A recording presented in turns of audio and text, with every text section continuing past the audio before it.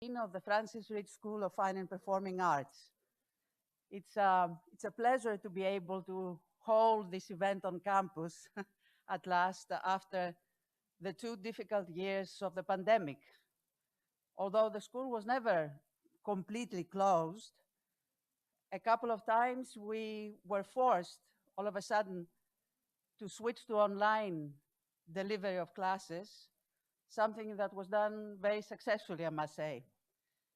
It's, um, it's a great, great pleasure to have as the 26th Kimon Friar lecturer, Eleni Sikelianos, who will be introduced by my colleague, Haris Vlavianos. The Kimon Friar lectureship was established in 1992 in honor of a great translator, a very prolific translator, who made modern Greek literature known abroad. He contributed immensely to that. And modern Greek literature became accessible to scholars who were not of Greek descent. He was a friend of the college, and he bequeathed much of his private collection, excuse me, consisting of manuscripts, books, works of art, correspondence to the college, and the rest is actually located at Princeton University. At this point, I would like to ask Dr. Haris Vlavianos, Professor of History, poet and author, to come to the podium to introduce our speaker.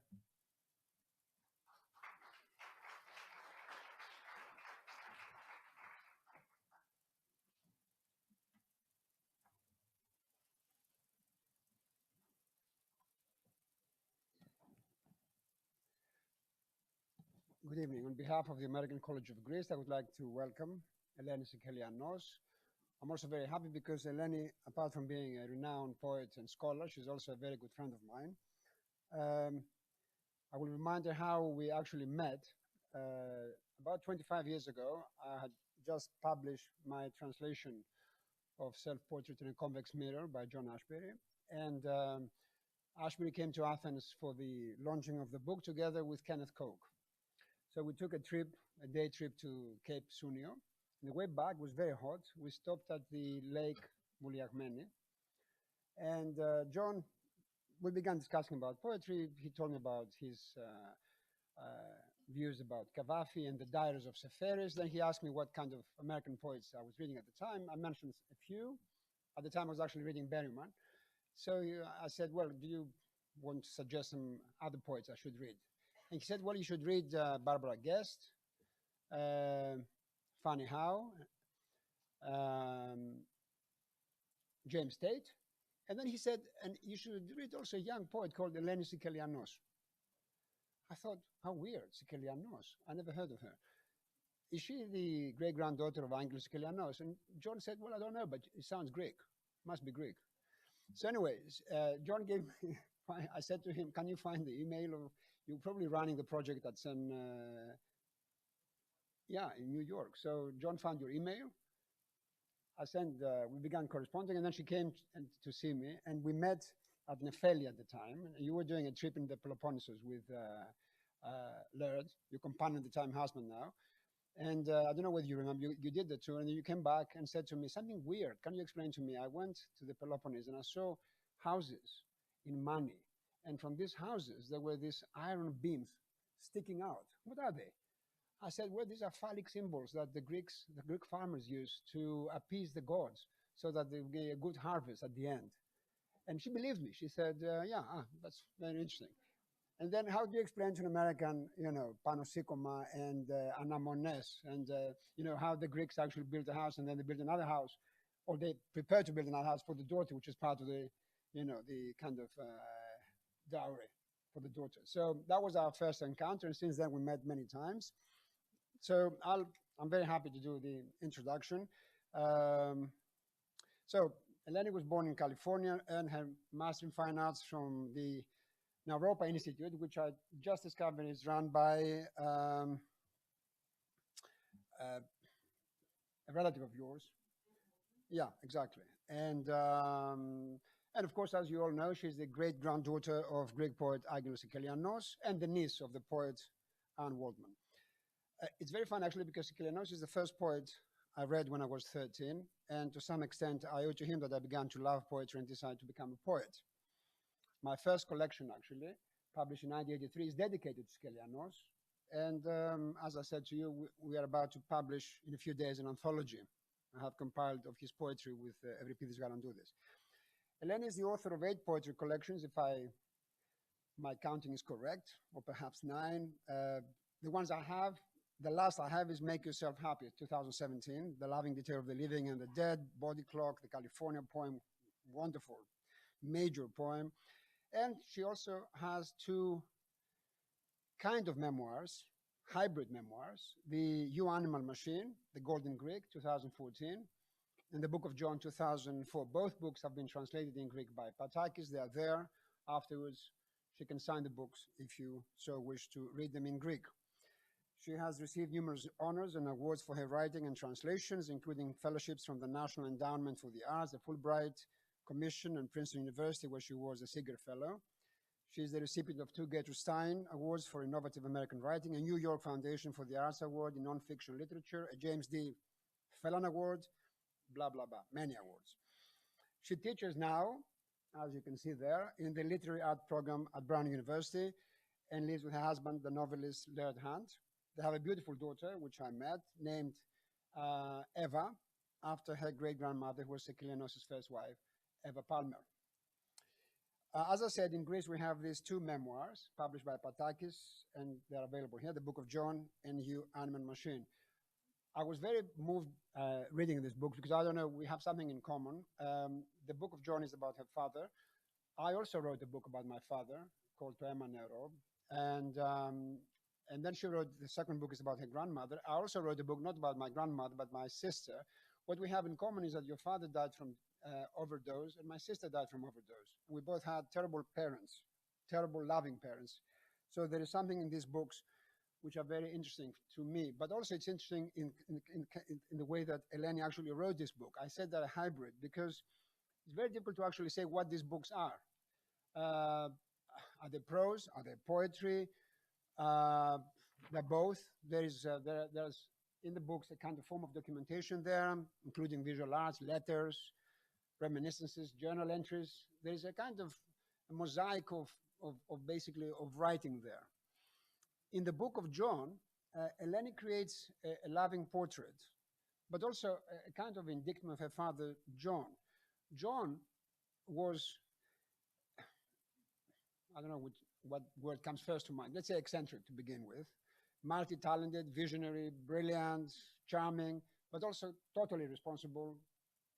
Eleni must have been very frustrated by the dad.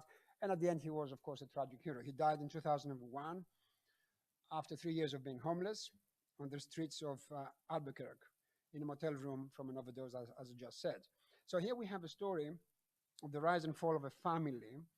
In the book, we have Greek poets, Sikelianos, of course, intellectuals, drugs, desperation, and of course, survival. That's very important because Eleni is with us here. So she has survived. It's important to say that. But it's very, I mean, it's an exploration of the forces that you find in a family and how people make individual choices and you arrive at survival. So I find this Book of John, it's a very short book, by the way. It's very dense. It's beautifully written. Like many books of this kind, I have in mind actually a book by Anne Carson called Knox, which is also written for her brother who died from an overdose. In a way, this is a book that acknowledges that human experience is partial, fragmentary, riddled with obfuscations, as is poetry itself. So I like this book, as I said, because it's kind of a hybrid book. It has all these styles of writing in it. And as she says, this kind of project, when you do this project, you are conscious of the way our vision is some way blocked. And she says in an interview that she's more interested in the ways we don't see, in blindness, rather than in what we do. The shifting forms are a way to see around corners. This is the Book of John. So I'll just read a very small piece. Uh, it says the title is What I Left Out. What did I leave out? What should I put in? The crazy aunt, my mother's sister, with whom my father had an affair when I was 3 or 4. All the nasty details of a life gone awry. If it's not about confessions, about catharsis, what is it about? I only have this thin slice on the life. It is from a daughter's eye. I have forgotten to put in not the most lurid details, but the most beautiful curves in an hour or a minute, because his voice is coming through a thick fog. Because from here, I can't call up the movement of his hands. In the words of Anne Waldman, Elena Sikelianos' The Book of John is a bittersweet offering of imagination and love, as much about herself, the miraculous poet, as it is about the beloved, tragic father and their relationship. This is one of the most affecting and revelatory memoirs I have read. I like the word bittersweet, offering of love. This, of course, as you know, recalls the famous line of Sappho, Eros oglikopikros. The second memoir that just appeared in Greek, I think yesterday, so we're very fortunate. We were pushing for this book to come out. You Animal Machine, which actually somehow puzzled us about the title. How are we going to translate this in Greek? I won't tell you, you will find out there. Explores the history of Sikelianos' grandmother, Elena Papamarkou, which of course has many names. It's called Milena the Leopard Girl, or the Golden Greek. These are stage names. Because she was a burlesque dancer. She was married 5 times. One of the husbands were what's a politically correct word to say? Can we say dwarf? Is it correct? Or short man? Because I'm always afraid with the Americans, what words you use. We say dwarf. Okay, fine. I have permission to say dwarf. Okay. And as she was a dancer, cabaret woman, amazing history about your grandmother. Amazing woman. You will see from the cover, actually. I don't know whether we use. No, we use a better cover in the Greek book. Much better. She's wearing a leopard kind of costume. It's quite an amazing. Actually, I insisted for that cover. Yeah, because Anna Patak didn't like her, but I think it was good. Anyway, again, if you read the book, it reminds me of the book of John.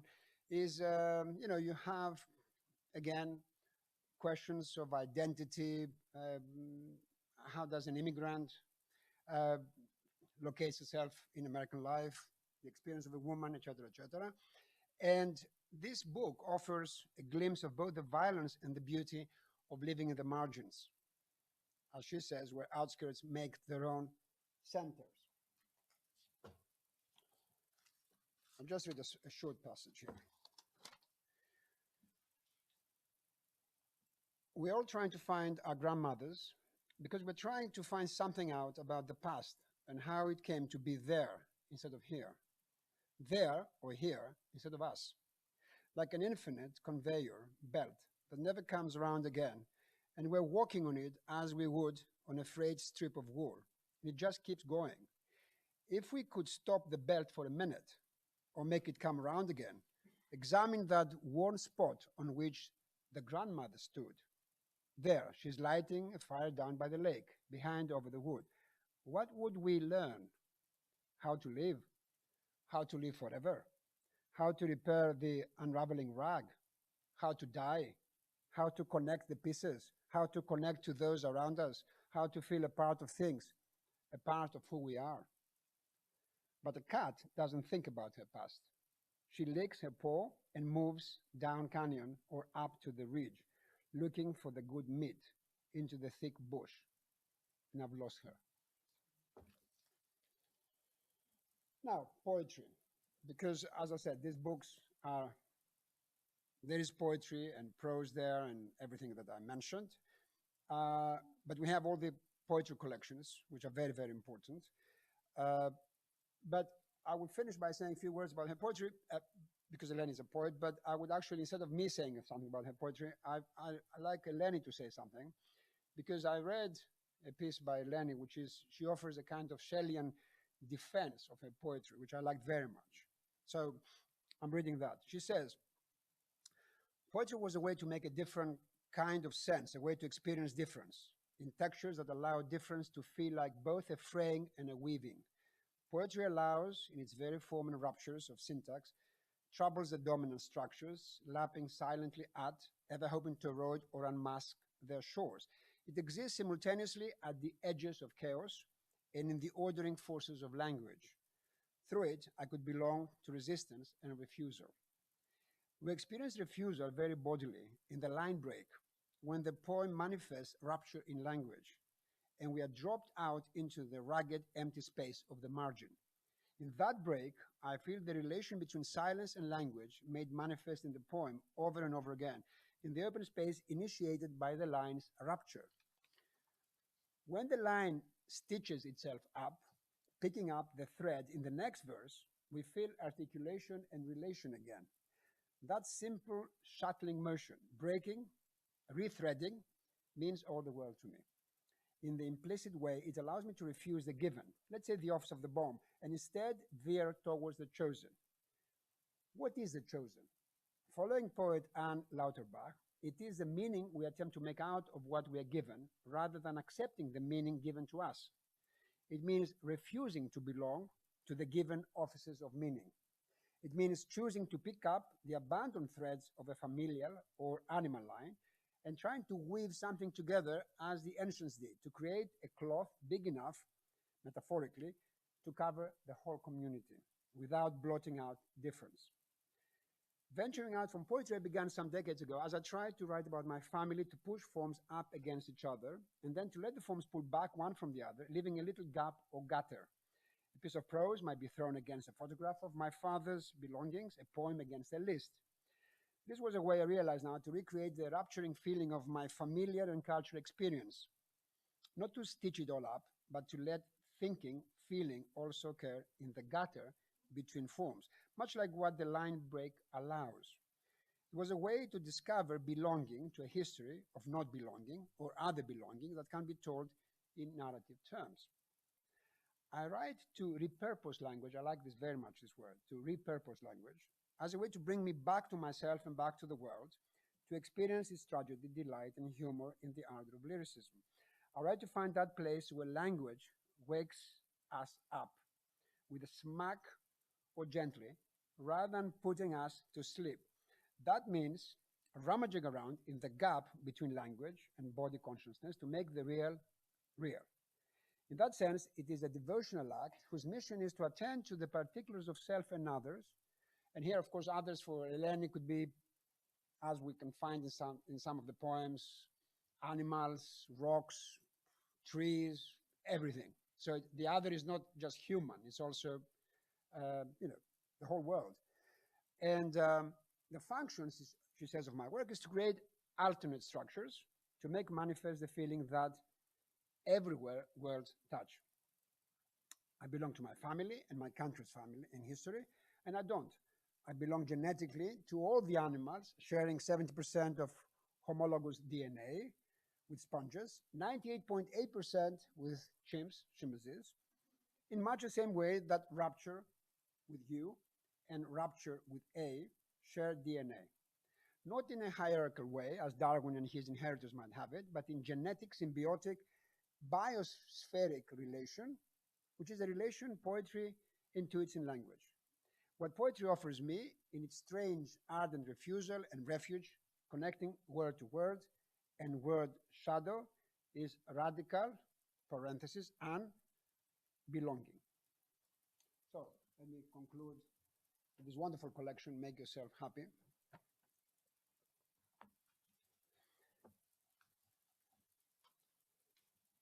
And the title of this poem is There Were Ancient Questions Inside My Head, Rider.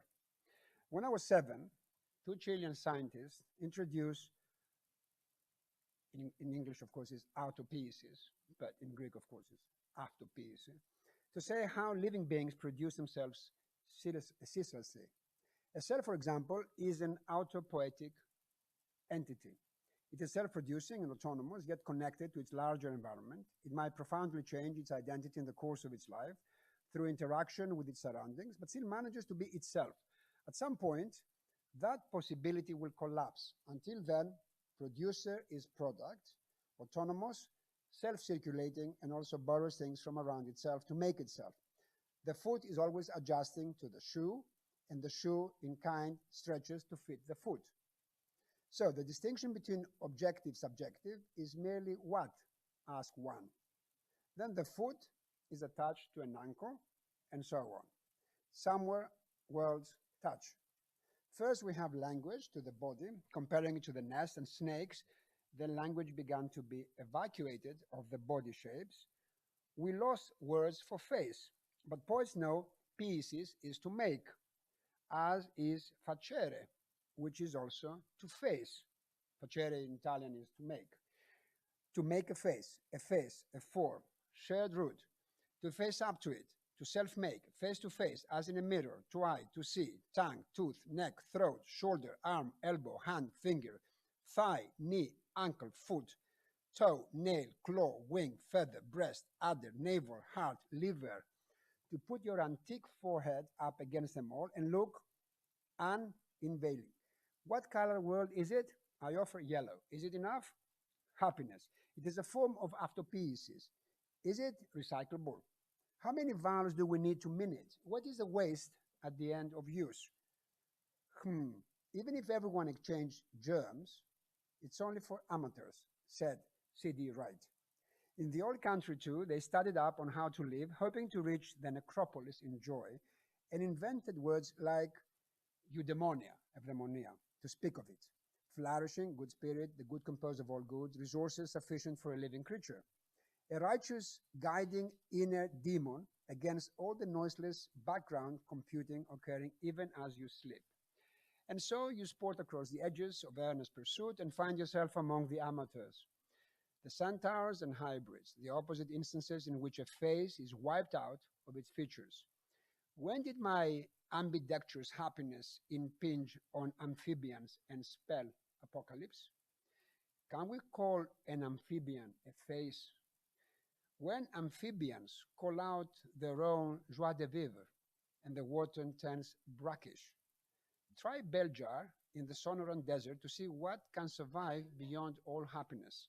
Of happiness, have we lost? What whiles it, my loves? I call all of you here. I want you entirely happy. Thank you.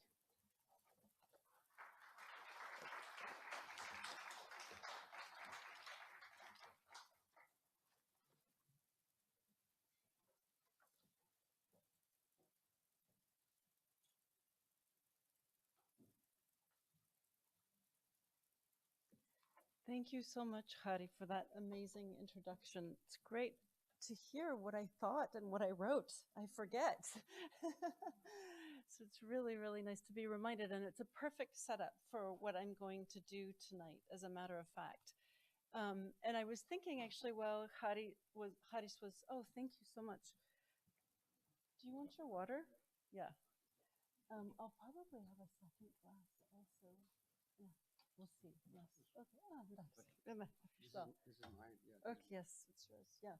But I was thinking because in the States, one of the things is that it's always hard for people don't understand the import of Eva and Angelos. So there's one meaning when I'm writing my family histories, whereas when I come to Greece, it's harder for people to understand the unraveling of the subsequent generations. So there's another understanding of my family history. So it's great to bring those two together and frame them in the way that you did so beautifully, Haris.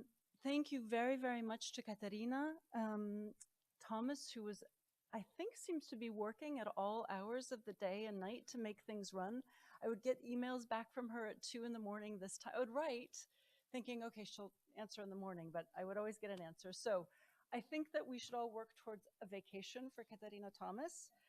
And then also many, many thanks to Nikki Kladakis. So, did I get the, yes, who was also just very, very patient and helpful.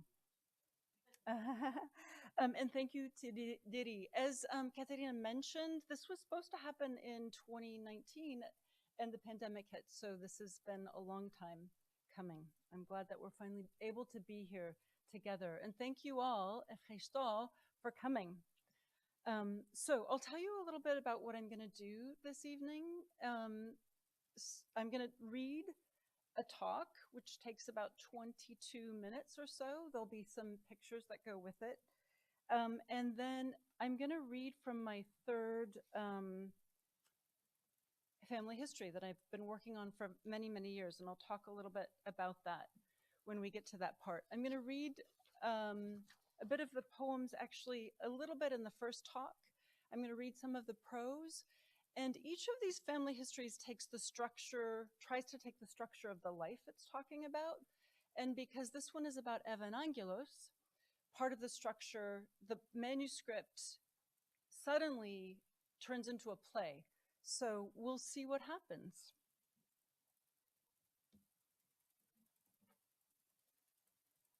I'm probably going to mess up a lot, just to let you know.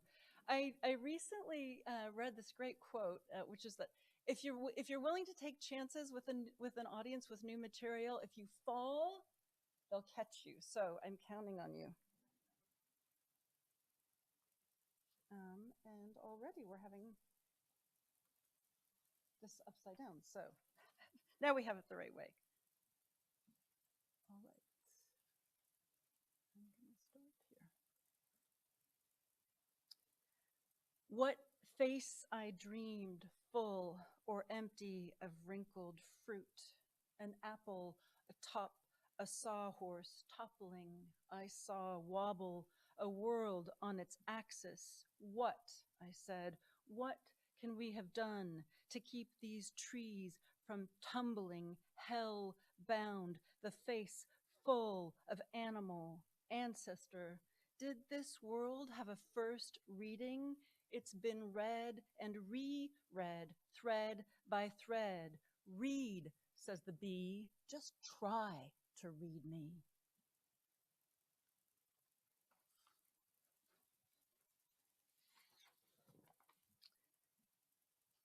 How do we translate the many worlds around or inside us? I'm just going to see where, no, we don't want that yet. We'll go back here for a little while. How do we translate or read the many worlds around or inside us? Of the many forms of translation, none has more import for us than the way the substances we have designated with the letters A, T, G, C, and U translate themselves into flesh. Each of these letters stands for an amino acid responsible for a translation process from DNA and RNA to protein building. This 5-letter genetic alphabet encodes millions of combinatory possibilities for millions of different proteins. By proteins, I mean your liver, your heart, your lungs, your limbs. In much the same way, language folds and unfolds to create sites of less fleshly meaning. Poetry, especially, works on language's molecular locks to heighten its manifold possibilities. As far as we know, nature has written the entire language of life with just a few chemical letters.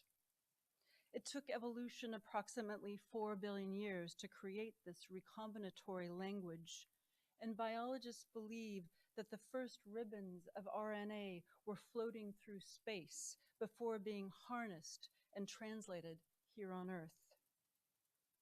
We translate this language every day inside our bodies, as a cut on your thumb heals or your hair grows.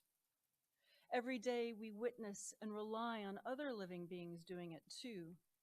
A huge star is translated by trees into leaves and fruit, which is in turn translated inside our bodies or the bodies of other animals, some of which we ingest and retranslate.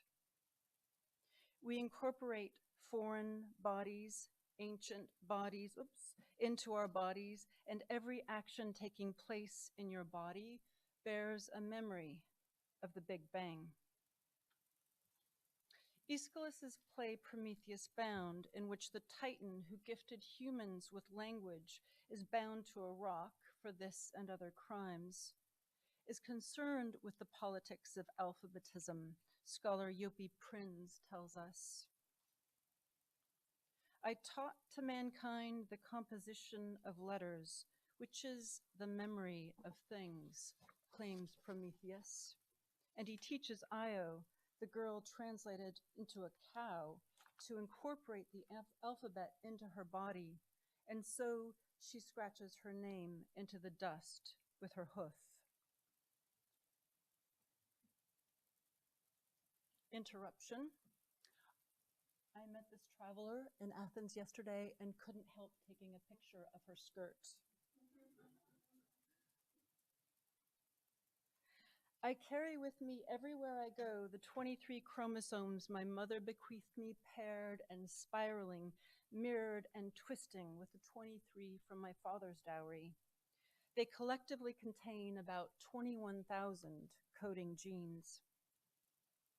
There are things that silence the genes, keep them from translating their information to meat. There are things that might click the switch, turn up the volume, and the cells go crazy, expressing themselves, moaning and overflowing. How do I translate what I received? My father, the grandson of a poet, sometimes stayed up for days at a time, reading obsessively, turning his nights inside out like a paper bag without darkness. His grandfather, the poet, Angelos Sikelianos, says he had only been eating honey for days on end when he first met my great-grandmother, Eva Palmer.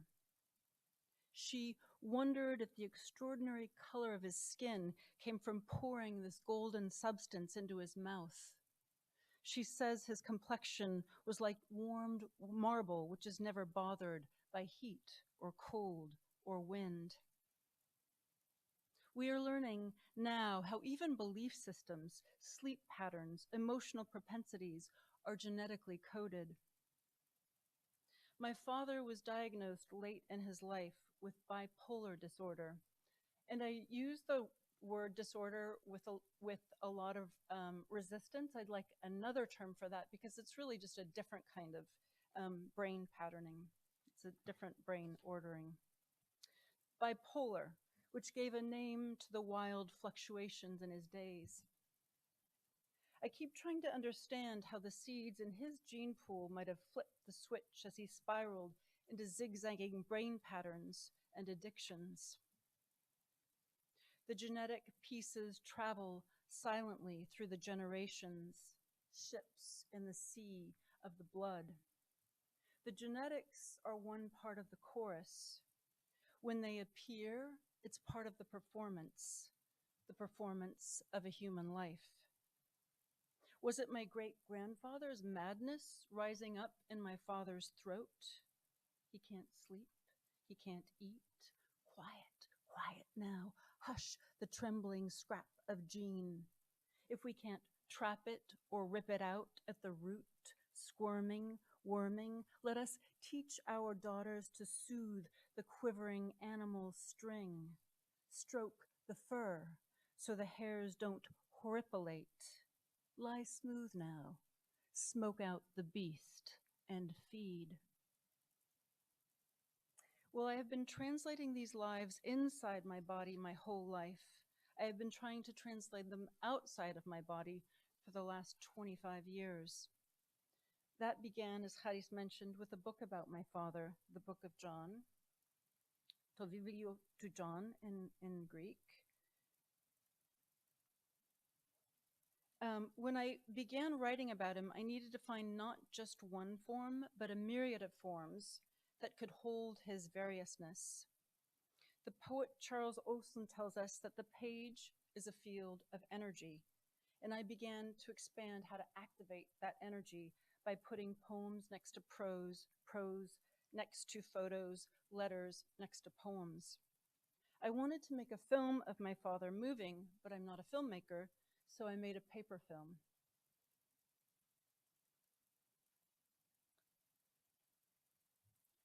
I was thinking about the ways that genre is related to gender, how relegating oneself to working within one form, like a poem, can trap one's identity or fix the figure you're trying to write into movement in immobility. To express the flux of my family's life, I needed something that could circumvent the mass rhetorics of structural permanence, to quote Canadian poet Lisa Robertson. I needed forms to move between spaces in a series of surfaces that rub up against each other, to wake up the livingness of my subjects in language. I sometimes call this hybridity edge work, or working in the intertidal zones.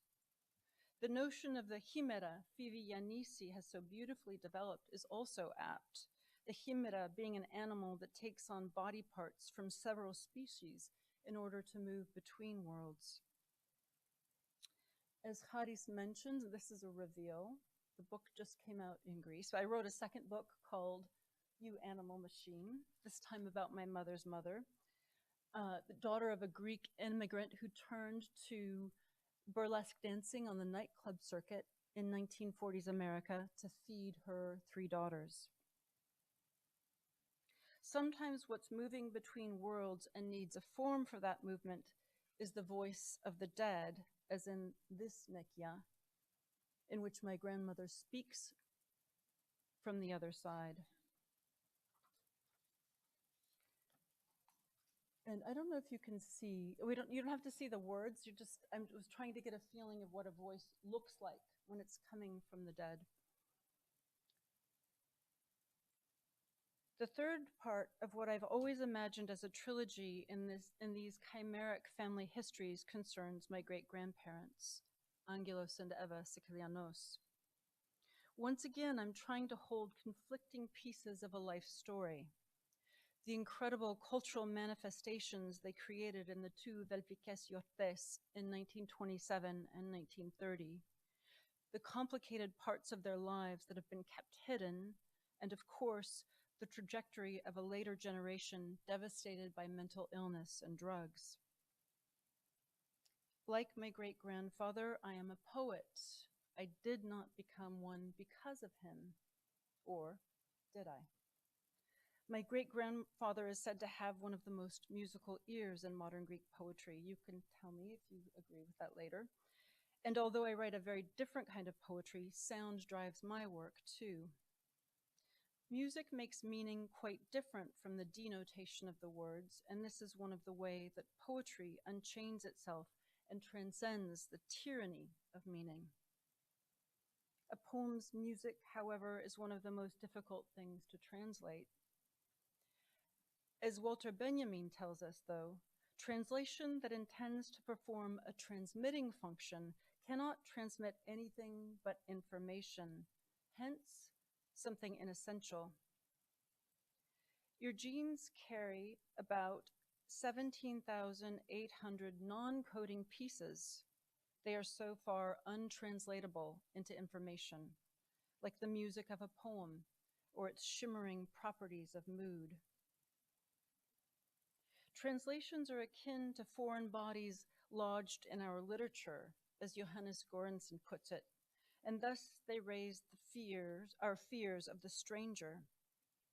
Yet translation from ancient Greek became a way for foreigners in our midst to enter the powerful cultural realm of the literary.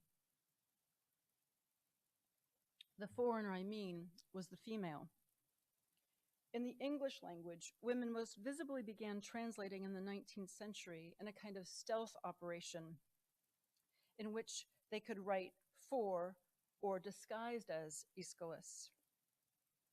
Prometheus Bound, a play about being literally bound by cultural rules, was a text of interest. And I don't know if any of you followed Emily Wilson's translation of the Odyssey. So even as recently as 2018, the biggest part of the headline so often was "First Woman Translates the Odyssey," which was in fact inaccurate. She's the first woman in English, but women had already translated into other languages. Is it because there was an emphasis on the faithful female that women of the late Victorian could sneak in to try out their fidelity as translators and to begin straying from that fidelity, emphasizing more than just the information of the text? My great-grandmother, Eva, born in the Victorian reign, was trying to translate a past into a present for reasons that transformed several times over the course of her life. First, teaching herself ancient Greek was a way to transfigure herself into a person of knowledge beyond the domestic.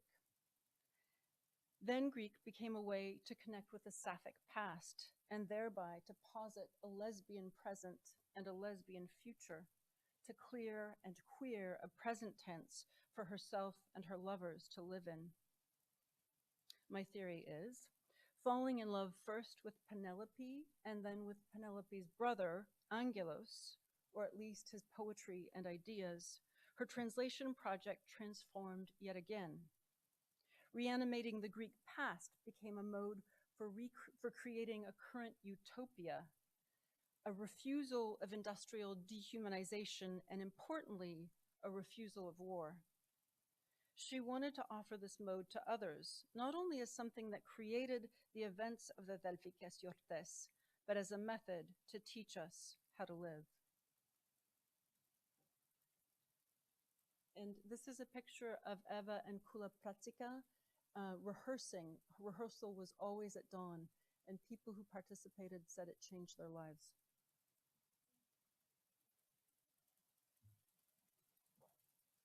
She and Angelos engaged in these activities because they cared about the kind of world they lived in. Eva was more concerned with authenticity, another term we value in translation, than with fidelity. I like to say that the poet in a translation should be heard, but the translator should be overheard, said the namesake of this talk, Kimon Friar, and we could apply this sentiment to Eva's translation of Prometheus Bound at the first Delphic Festival. As she said in preparing the costumes, if Aeschylus had had silk, he would have used it. Authenticity did not mean dutifully copying some notion of the past, but finding ways to animate it for a present. She engaged in translation as a challenge to mimesis. She was not worried that in translation it is impossible to tell the true from the fake, or that by cultural standards the notion of the fake is inherently immoral.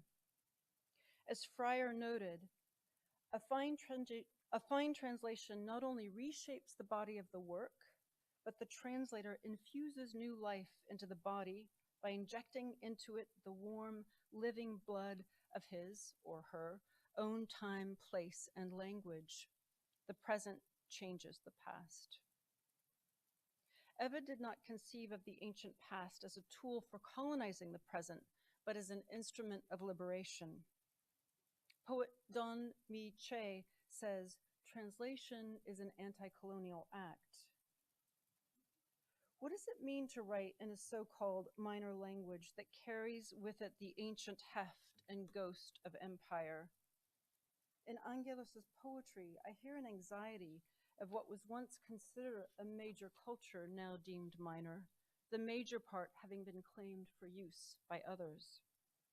There remains to this day an untranslatability of a Greek artistic present, a modern Greek rendered invisible by its monumental history, because monuments obscure sight.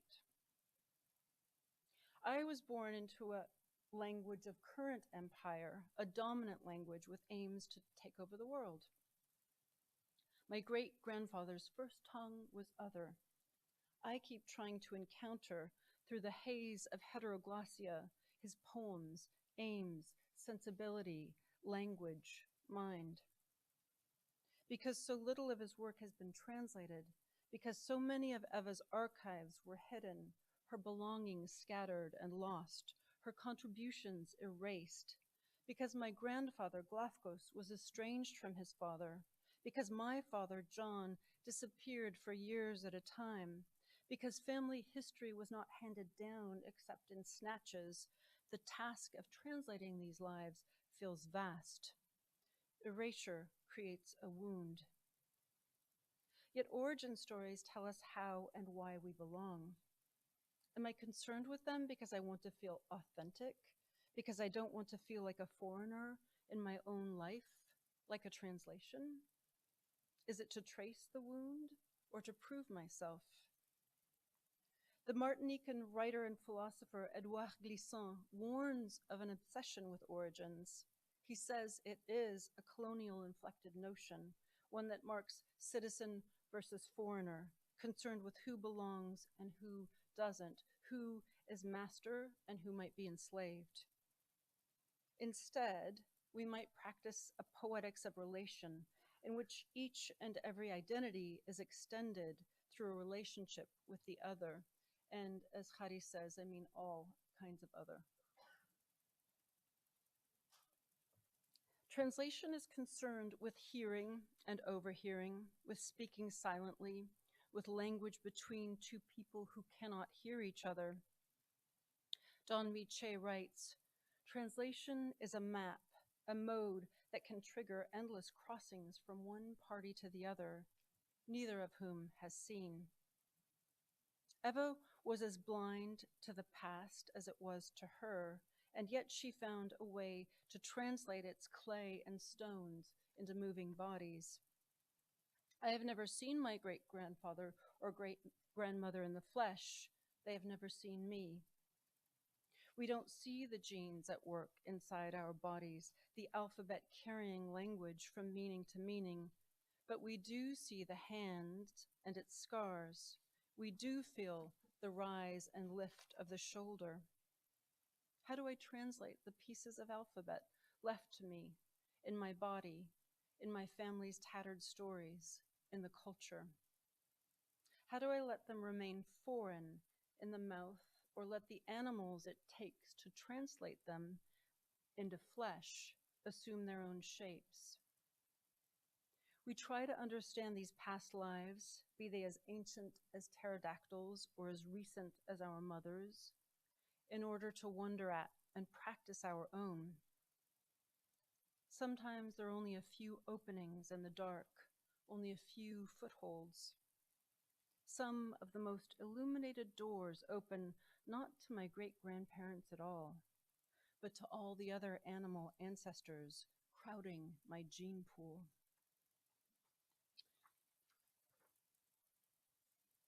And I'm going to read an excerpt. How's everyone feeling? Yeah? You've been sitting a long time. Do you want to stand and shake for a second or anything? Are you okay? Do you need to stretch? No? Okay. Okay. I like that. Okay, so this is actually still, it's going under the working title, The Human Performance.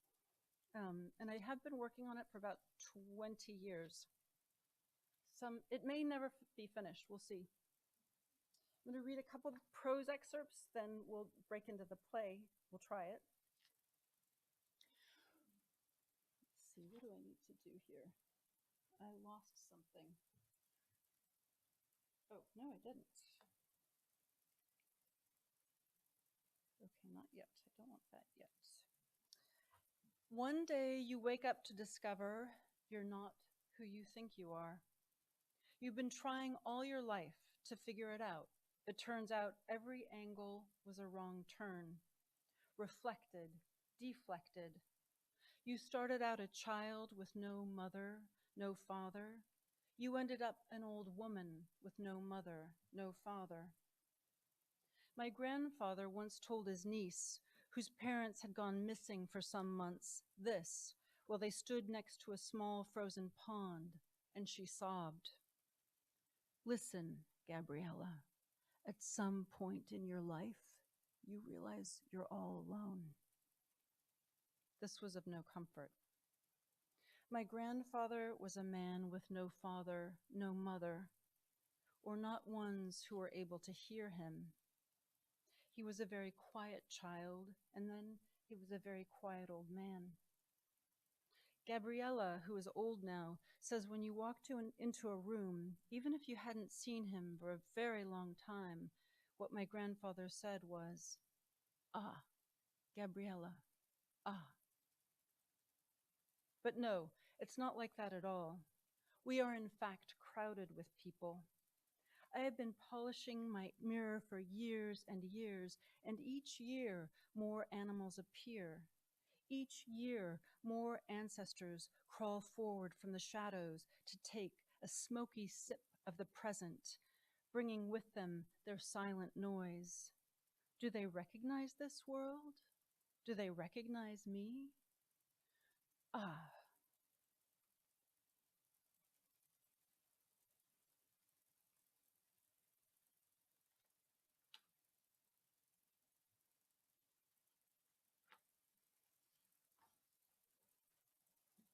don't stop looking for me. That phrase came to me last night as I sat meditating on the last bits of potato on my plate. Don't stop looking for me. It had nothing to do with the potatoes. It was presumably my great-grandmother speaking. I wrote it down on a scrap of paper and went to bed.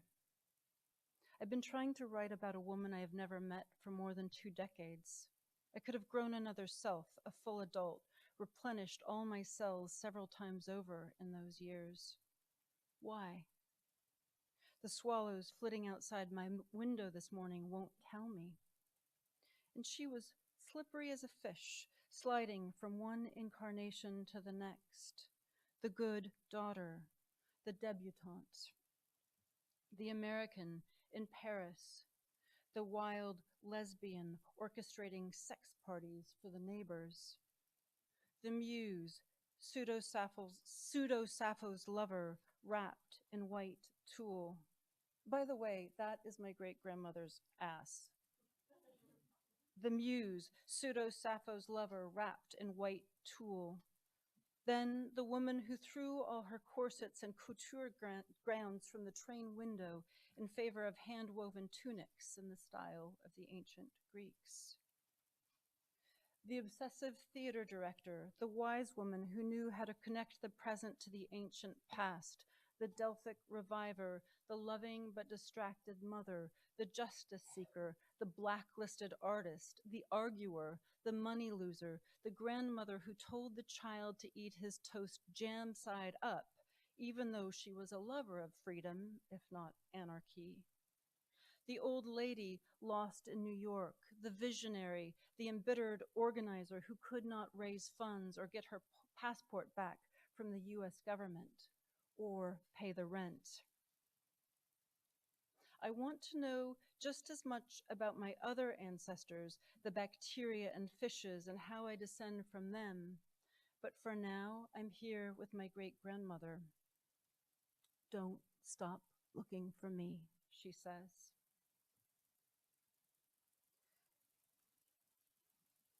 And I'm going to skip a little bit. Oh.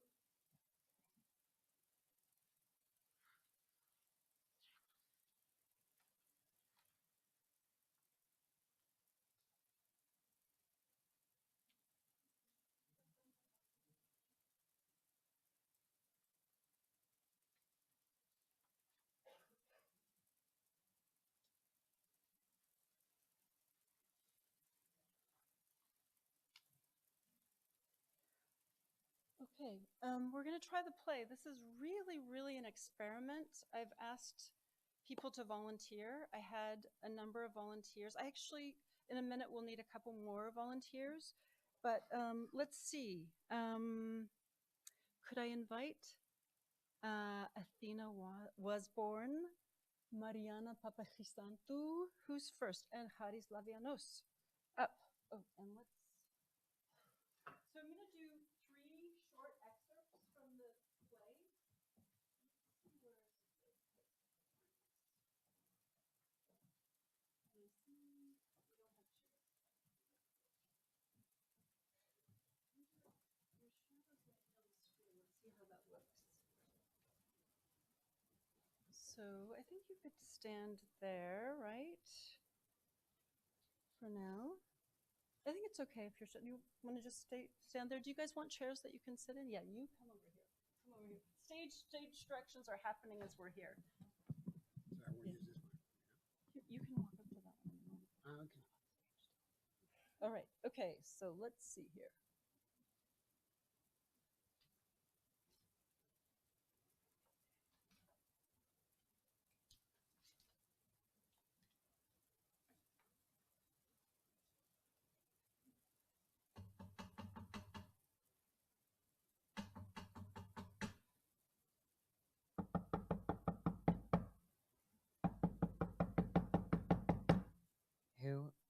Who's there? Hello? Who's there? That's the descendant speaking. A faint tap.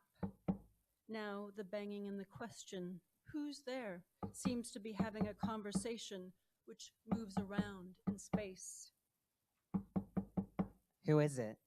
A tapping, maybe as of rain on a tin roof. Who? I declare. The knocking continues lightly, like the sound of a table tapping seance. Who is there? Oh, here comes her dad. Dad fumbles around on stage. He is wearing a fine suit and holding a briefcase. I think you've got the wrong daughter. Oh, excuse me. What are the other daughters? Where are the other daughters? Oops. Oh, here comes your dad again. That guy was not my dad. This is a different dad. Daughter, This is ridiculous. Was that you knocking earlier? what nonsense slips through your teeth, child? I never knock. Right. Anyways, you've got the wrong daughter.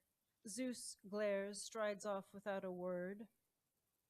I'm really flattered, though. Here comes another dad up out of the dead dark. Dad 3. Honey, I've been trying to call you. Here, I brought you some lunch. Descendant? Oh, no, me. Sorry. Say that again, will you, Haris? Honey, I've been trying to call you here.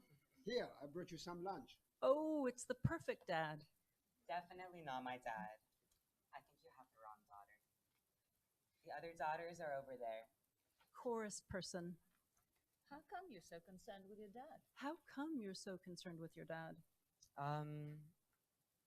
He's a thing that anchors me to history, an object with density. He reminds me that I came from somewhere. Somewhere is somewhat different from nowhere.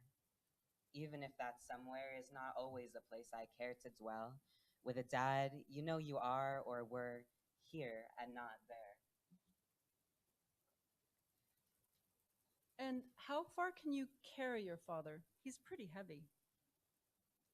I can carry him past that tree. No, you can't. Yes, I can. And I quote, Once, an angry man dragged his father along the ground through his own orchard. Stop, cried the groaning old man at last. Stop, I did not drag my father beyond this tree. how far can you carry your mother? The carrying mothers and fathers event. Various fathers and mothers are carried or not carried by their child or children, various distances, live or on film, followed by the carrying grandmothers and grandfathers event. Someone stops and says, Since I can't carry my country, I'll carry my father and my grandmother. some ancestors were trying to carry a country, but where could they carry it to? What is there in a country to carry it by? It's as heavy as wet clay. What? Maybe you have to go to hell. Down there? If you haven't noticed, hell is where we live now.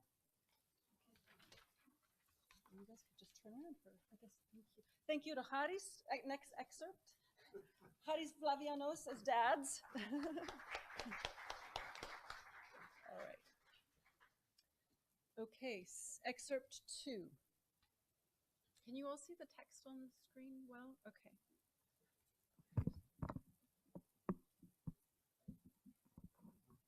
By the side of the road, holding hitchhiking sign.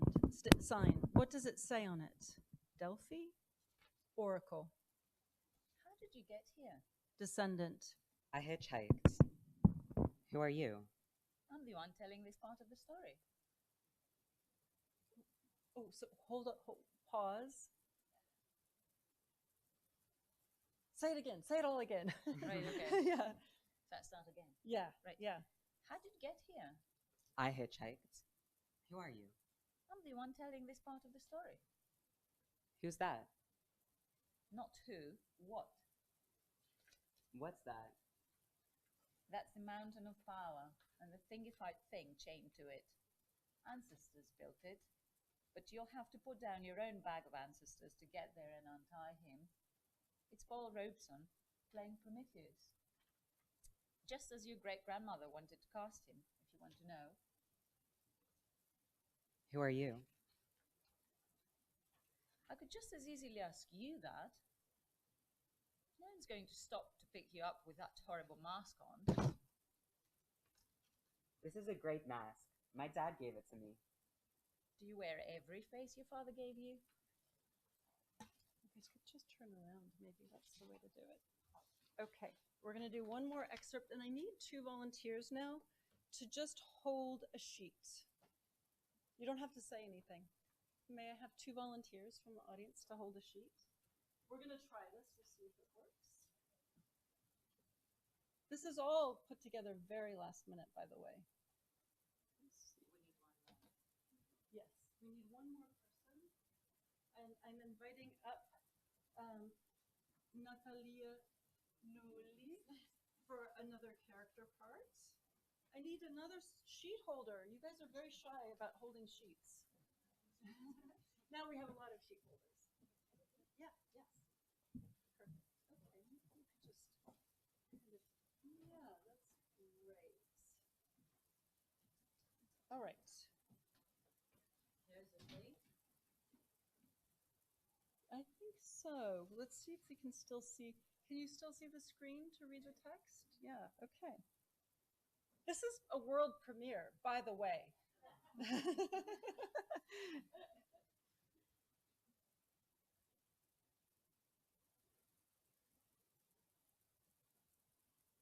Descendant's shadow belly grows, gives birth to a spirochete, which fuses with other earth organisms, amoebas, etc., and transforms lickety-split through sponge, starfish, salamander, lemur, chimpanzee, human child. Human child grows lickety-split from howling bowling-sized. Human child grows lickety-split from howling bowling ball-sized baby into child who can walk and talk. What happens in the cloud while the human carries all these animals around? To be determined. Descendant's child. Why do our shadows always have to match up with their things? Descendant. But they don't. Look. Descendant holds up a cutout figure of a cow. Its shadow is of a woman. Other animals follow. Wolves, fairy tales of animals, extinct animals rising up from Earth's dust. Descendant mother tells daughter stories as shadow puppet show unfolds. When do you get to be a human again? Well, my father gave me this head, but yeah, actually I can take it off now. Now that we're taking care of all the animals.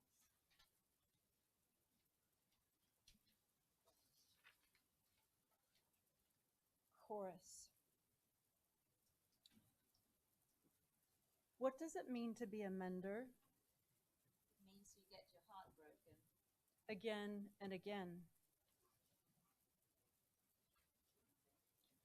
And then, You have to mend it. there you are, Sitting in the posture. of heartbrokenness. Holding a needle and thread. There are some things beyond repair. And then how? Do you mend that? I will sit in this heart space, In the blue, green light of this cave. for as long as it takes. Tell me about the dream you had. You know, last night I dreamed about a bee. A big red bee. Can you hear in the back, by the way? You can hear? Okay, sorry. Sorry, go if you would go back for a sec there. Yeah, there we go. Good. That'll be better. Okay. You know, last night I dreamed about a bee. A big red bee. Enter big red bee dancer, drone like music. You'll have to imagine it. In the night, in my dream, I had fallen into the wrong hands like weapons, then wondered, what is wrong? The hands or the weapons? Someone comes and sprays big red bee dancer from a huge spray bottle. Bee shakes it off and keeps dancing. I had fallen into a dream in which a big red bee, purplish, The color of porphyry. a big red bee, purplish, was buzzing deep, deep in the diseased leaf. But no wrong, no hands, no disease could touch it. Deep bee will come back laughing, putting one bee foot in front of the other, touching the flower and the leaf, with one bee wing, one bee tongue. The leaf is the bee's leaf, the bee leaf. Bee chorus, first light and high, then low and deep, breathing, buzzing. Be luminous, be light, deep leaf, deep leaf. Once we defined all sorrow and wore it day by day, but I had grown weary of disaster. Here is a creation that defies misfortune. Thank you, my actors.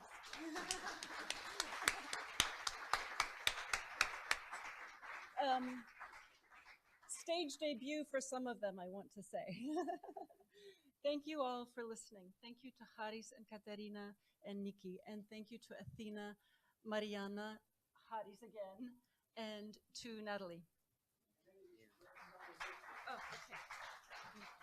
Yeah. And then we'll be signing her books down there if you want to buy the books. Okay.